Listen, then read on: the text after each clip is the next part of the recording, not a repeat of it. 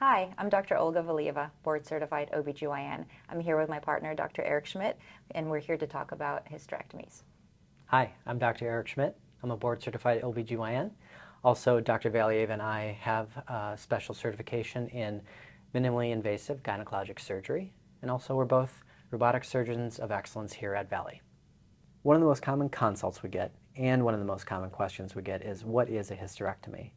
Well, what a hysterectomy is, it's removal of the uterus. The uterus includes both the body of the uterus and the cervix.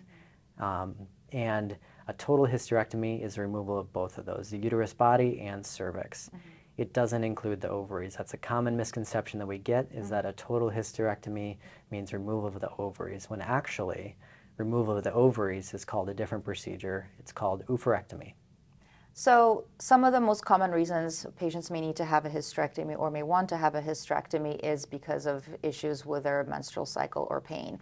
Most commonly either having very heavy menstrual cycle that we cannot manage with medical options, having painful menstrual cycles, having pelvic pain on a regular basis, endometriosis, or pelvic organ prolapse or uterine prolapse. Now, there are instances of cancer that we do have to remove the uterus, but that's not necessarily an option. It's more of a necessity at that point.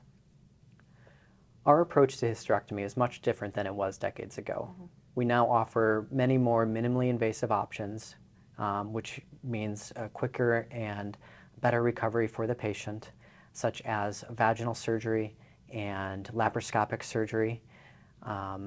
And we even have better protocols. We call these things the ERAS pathway, or Enhanced Recovery After Surgery pathway, again to help progress a patient through their recovery quicker and better so they can get back to their everyday life quicker. So in terms of minimally invasive options, here at Valley we offer both laparoscopic and vaginal hysterectomies. For laparoscopic surgery, we often utilize robotic approach because it helps us have the best visualization of the pelvis.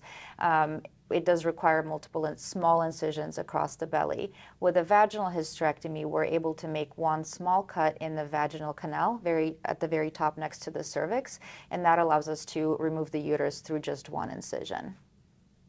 We can also use laparoscopy through the vaginal canal to help assist us in visualization if that might become tricky, and that's called V-nodes.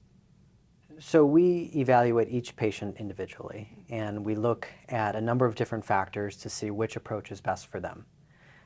Now, if someone has complicating factors such as a lot of scar tissue, whether that's C-sections, endometriosis, or if they have something like large fibroids, we may want to approach their hysterectomy laparoscopically or laparoscopically with the robot. Now, if someone is a good candidate, they may be good for just the vaginal hysterectomy like we talked about, where they just have the vaginal incision. So if a patient wants to have a hysterectomy or feels like they might need one, or we're told they need to have one, typically they start with their primary care provider, who then puts in a referral to see one of us as OBGYNs. We then sit down with the patient, talk about pros and cons of the surgery, what the best approach for them would be, or even if they need to have the surgery in the first place, and we make a decision at that time.